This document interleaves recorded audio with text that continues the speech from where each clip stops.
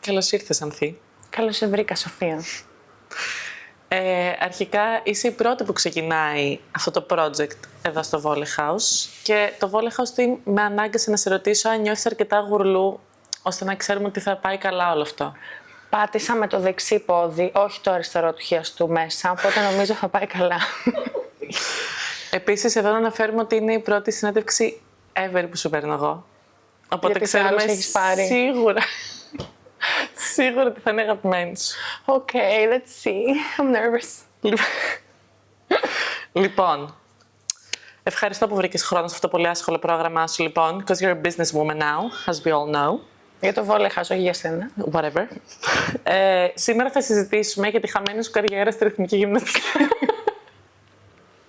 Ερώτηση νούμερο 1. Έχει Πώς χάρη νιώθεις? που δεν έχω χώρο να κάνω σπαγκάτο. Πώς νιώθεις που ο μπαμπάς σε έκοψε από τη ρυθμική γυμναστική και σε ξεκίνησε βόλεϊ? Καταρχάς, δεν έχω γραφείο να μπω από κάτω να βάλω τα κλάματα, όπως είχα κάνει τότε που με είχε κόψει από τη ρυθμική. Το λέω σε όλους. Είμαι χαμένο ταλέντο, αλλά τουλάχιστον με κερδίσατε στο βόλεϊ. Πιστεύεις θα έχεις πάλι Ολυμπιακούς αγώνες με τη ρυθμική? 100% και με κορίνες και κορδέλες και όλα. Και τι άλλο? Μπάλες. Damn. Next question. Λοιπόν, θα σοβαρέψουμε λίγο τώρα. Ας το πάρουμε από την αρχή. Ποια είναι η πρώτη σου ανάμνηση το βόλεϊ?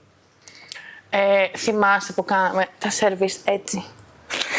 Αυτή είναι η πρώτη μου ανάμνηση του βόλεϊ που έκανα έτσι και πήγαινε πάρα στο ταβάνι. Έχω μια τέλεια φωτογραφία από εκεί. Που παίζατε έξω κιόλας. Ναι, και είναι το που είσαι κεφάλι έτσι. μου. Σαν lollipop είναι το κεφάλι μου.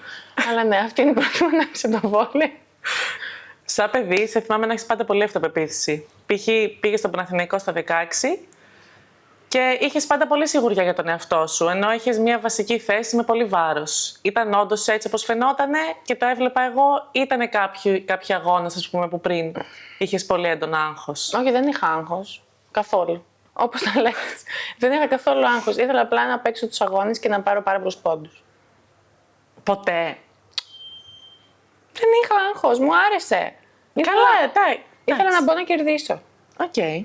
Αυτή η αυτοπεποίθηση, λοιπόν, πώς πιστεύεις, τι πιστεύεις σε επηρέασε μεγαλώνοντας και την έχεις αποκτήσει τόσο έντονα? Νομίζω ότι φταίνε οι γονείς μας. Ότι αυτοί δημιούργησαν κάπως ένα περιβάλλον το οποίο είναι τόσο ασφαλές και μας έκαναν να πιστεύουμε στον εαυτό μας. Πάντα μας υποστήριζαν σε ό,τι και να κάναμε, οπότε ήξερα ότι ακόμα και αν αποτύχω κάπου, θα είχα το στήριγμα πίσω μου, οπότε είχα πάντα την αυτοπεποίθηση ότι μπορώ να κάνω το πάντα. Shout out mom and dad. Shout out, girl. Και σε συνέχεια αυτή της ερώτησης με την αυτοπεποίθηση, πώς νιώθεις ότι σε ρωτάνε αν είσαι αδερφή της Σοφίας?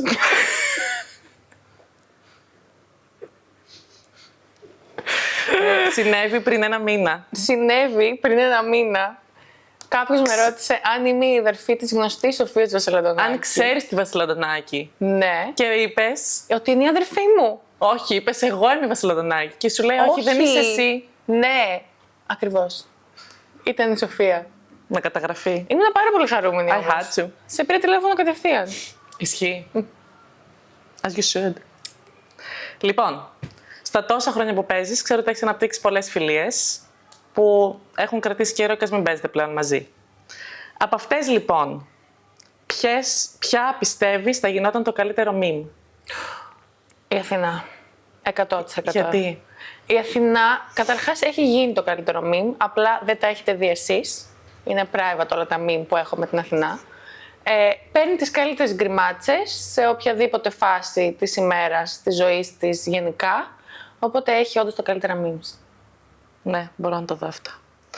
Ποια έκανε warm-up, λες και πάει να παίξει τελικό σε προπόνηση Δευτέρας? Η Τζούλια. Τζούλια Μπέργκμαν στην Turkish Airlines. Κάναμε μαζί ζευγάρι. Δεν παλευότανε, αλλά είχε πλάκα τελικά. Ποια πιστεύεις ότι θα σε ακολούθαγε σε ό,τι χαζομάρα θέλεις να κάνεις, πέρα από μένα και τον αδερφό μας? Από βόλεϊ. Ναι. Η Όλγα. 100% η Όλγα. Πες μας μία χαζομάρα που έχετε κάνει. Δεν μπορώ. Μία, έχετε κάνει τόσο στην εθνική. Ωραία. Η μία χαζομάρα που είχαμε κάνει ήταν όταν ήμασταν πολύ μικρές και πήγαμε πρώτη χρονιά στο γυναικείο στην εθνική ομάδα και εμείς ήμασταν χαζοχαρούμενα και τότε είχε στην τηλεόραση Ολυμπιακούς αγώνες. Και ένα μεσημέρι λοιπόν είχε κάτι αγώνες και εγώ και η Όλγα ήμασταν τόσο χαρούμενες που κέρδιζε η Ελλάδα. Δεν θυμάμαι σε τι άθλημα. Φωνάζαμε λοιπόν, πάμε Ελλαδάρα, λαλαλαλα. Και ακούσαμε την πόρτα μας να χτυπάει και ήταν οι μεγαλύτερες τότε στην ομάδα, οι οποίες μας φώναζαν γιατί κάναμε φασαρία και δεν τις αφήσαμε να κοιμηθούν. Αλλά αυτό δεν σημαίνει ότι σταματήσαμε γενικά να κάνουμε βλακίες. Έχω δει βίντεο. Whatever. Μπορεί να βάλουμε κανένα. Όχι. Maybe. Όχι. Λοιπόν, άρα πιστεύεις ότι με την Όλγα έχετε κάνει τις περισσότερες. Ναι, 100%. 100% η Όλγα. Λοιπόν, πίσω στη δική μας σχέση τώρα, γιατί είμαι πιο σημαντική στη ζωή σου. Ποιο τραγούδι θα έβαζες για official soundtrack της σχέσης μας? I hate you, I love you. Girl, why? Because I hate you and I love you. Why you hate me? Because you're so stupid. Και επειδή σου κλέβω τα ρούχα, μάλλον. Ναι. Δεν φοράω τίποτα δικό σου, το βλέπεις. Τις κάλτσες μου. Είναι δικές μου. Η μπλούζα. Επόμενη ερώτηση. Ποια είναι η drama queen της οικογένειας? Εσύ. Μεγάλο ψέμα. Εσύ είσαι η drama queen της οικογένειας. Ναι. Δώσ' μου ένα επιχείρημα. Όταν... Επόμενη ερώτηση. Γιατί είμαι drama queen? Δώσ' μου ένα επιχείρημα. Εγώ πιστεύω εσύ είσαι λίγο. Τι λες βρε. Εγώ δεν είμαι drama queen. Εσύ όταν παλιά τσακωνόμασταν ή τσακωνόσουν με κάποιον στην οικογένεια, ανέβαινες πάνω στο δωμάτιό σου και κλεινόσουν εκεί με τις ώρες. Αν είχαμε reality show, ποια σκηνή από τα παιδικά μας χρόνια θα έπαιζε σίγουρα σε κάθε τρέιλερ? Όταν έκανα μία ζαβολιά και πήγαινες στον μπαμπά και στη μαμά και έλεγες «Μην νομίζετε ότι η Ανθή έχει κάνει αυτή τη ζαβολιά. Δεν το έχει κάνει». Με έβαζε και έκανα τα πάντα όμως. Με έβαζε και έκανα πολύ άσχημα πράγματα. Αφήσουν το Minion. Το Minion. Εδώ να πούμε κιόλας ότι πέρα από αυτά που μου βάζει να κάνω, μου είχες μάθει και να γράφω και να διαβάζω στον Ήπιο. Και να νομίζεις ότι τραγουδάς. Και να νομίζω ότι τραγουδάω. Ακόμα μου έχει μείνει αυτό. Ποια είναι η πιο αστεία ανάμνησή σου από εμάς? Πρόσεχε τι θα πεις λίγο, δουλεύω εδώ. Αστεία. Νομίζω όταν ήμασταν πολύ μικρά που είχαμε τις κουκέτες και ήταν τα κρεβάτια έτσι και σε έβαζα να δοκιμάσεις να πέσεις από το πάνω κρεβάτι κάτω στο άλλο για να δω αν γίνεται ή όχι. Τελικά γινότανε, το έκανε. Πολύ χαίρομαι που τα έχουμε όλα αυτά σε κάμερα πλέον. Και βλέπετε όλοι τι περνάω. Περνούσα. Ακόμη περνάω. Αν η οικογένειά μας ήταν ομάδα βόλεϊ, ποιος θα έπαιζε πού και ποιος θα ήταν προπονητής? Λοιπόν, ο Λικούργος πιστεύω θα έπαιζε κέντρο. Εσύ θα έπαιζες Αγώνιος. Μπροστά σε όλους αυτούς που έχουμε στην οικογένεια. Η μαμά θα έπαιζε λίμπερο. Γιατί... Η μαμά θα έπαιζε λίμπερο. Δεν πιστεύω ότι η μαμά θα... Ναι, πιστεύω θα έπαιζε λίμπερο η μαμά. Ο μπαμπάς... Παρένθεση, η μαμά που θα έπαιζε λίμπερο είναι 1,93. Γιατί η υπόλοιπη οικογένεια... Αυτό σου λέω, οπότε εγώ θα έπρεπε να παίξω λίμπερο σε αυτό το παράλληλο σύμπαν. Μάθε να κάνεις μανσέτες πρώτα. Oh, girl. The burn. Εγώ θα έπαιζα πάσα. Because it's my dream. Να παίξεις πάσα. Ναι. Αλήθεια λες. Ναι. Είναι η πιο ωραία θέση ever. Περνάει πάρα το χέρι σου συνέχεια, παίρνεις όλες τις αποφάσεις, ελέγχεις το παιχνίδι, είναι τέλειο. Χαραμίζεσαι, άρα που παίζεις και ο ακραία μπαμπάς διαγώνια. θα ήταν ο προπονητής. Σίγουρα. Σίγουρα θα με έχει πάγκο. 100%. Λοιπόν. Θα ήσουν να είδεις τον πάγκο μόνη σου, γιατί θα έχεις νεύρο, drama queen. Go. Πόσες φορές θα τσακωνώσουν με τον μπαμπά όμως, που θα ήσουν εσύ πάσα και ο μπαμπάς προπονητής? Δεν θα τον άφηνα να μου λέει τι να κάνω. Θα έχει πολύ μπιφ. Probably. Θα ήταν πολύ ωραία. Ναι, αλλά μας λείπουν παίκτες. Ποιους άλλους θα βάζες? Παίχτες. Αφού δεν έχουμε άλλους στην οικογένεια. Εντάξει, βρες άλλους εκτός οικογένειας. Θα βάλουμε τη Μαρία σαν ακραία. Για να πεις ότι πάμε για πρωτάθλημα. Θα βάλουμε τη Μαρία σαν ακραία. Και... Ποιος μας λείπει τώρα? Τους έχουμε όλους. Άλλο ένα κέντρο, ας βάλουμε την Ναταλία. Την Ναταλία. Ξεκινάς ξανά βόλεϊ. Yes. It's happening. Λοιπόν, άλλη ερώτηση τώρα. Που ξέρω ότι είναι από τις αγαπημένες σου και ξέρω ότι δεν σε ρωτάει ποτέ κανείς, αλλά σ' αρέσουν full αυτές οι δύο ερωτήσεις. Πρώτη. Μην μου πεις τι καιρό έχει εκεί πάνω. Φαντάζεσαι, ούτε καν. Αν μπορούσες να έχεις μία υπερδύναμη, ποια θα ήταν αυτή και γιατί?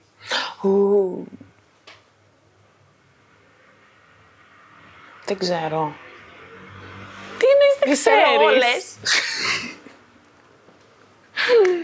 Θα ήτανε να μπορώ να διαβάζω τις σκέψεις όλων.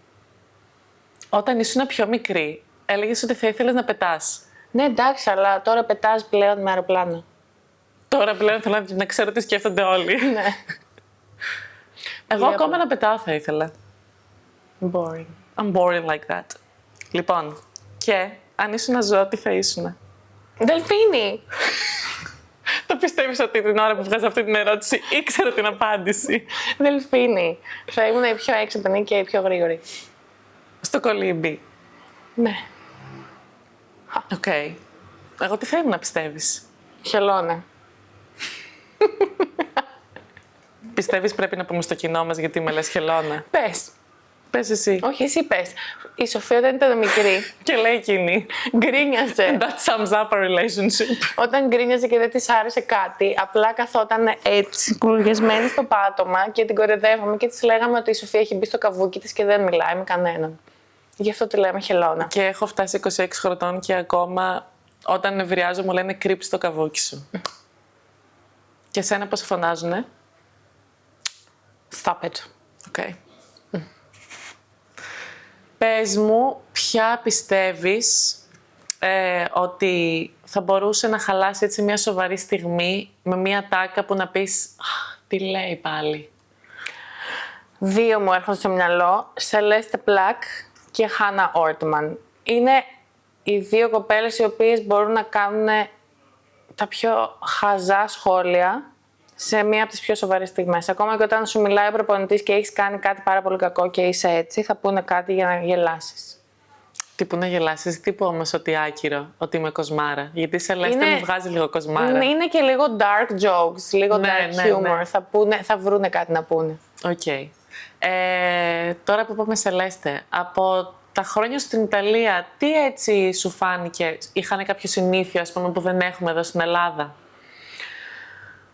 Στα αποδυτήρια, μετά τους αγώνες, εφόσον έχουμε κερδίσει φυσικά, φέρνανε πίτσες, προσέκο και τυριά, γκοργοντζόλες, οτιδήποτε σπόνσορ μπορεί να είχαμε στην ομάδα, υπήρχαν μετά στα αποδυτήρια για να γιορτάσουμε την νίκη μας. Έλληνες, βλέπετε να μαθαίνετε.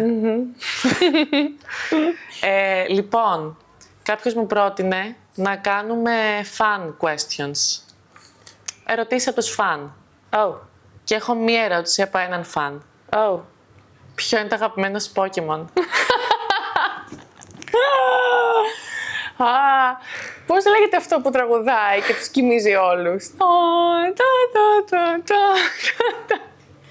Σίγουρα θα ήσουν αυτό το Pokemon πάντως, αν ήσουν κάποιο. Αυτό είναι το αγαπημένο μου, αλλά πώς το λένε? Εσύ θα έπρεπε να ξέρεις. Τσικορίτα, λοιπόν. Τσικορίτα.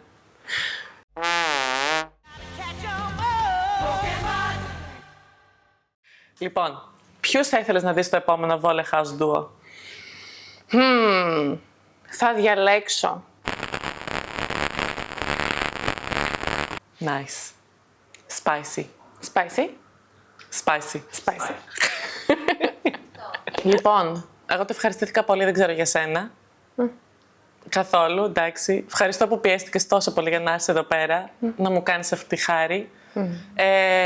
Παρακαλώ στο Volley House για το ευχαριστώ που την έφερα. Δεν ξέρετε πόσο δύσκολο είναι να την πείσει να κάνει κάτι. Αυτά, μπορείς να γελάσεις λίγο, να πεις ότι το χάρηκες. Oh, this is so fun. Help me. Okay, so now we have to fake laugh.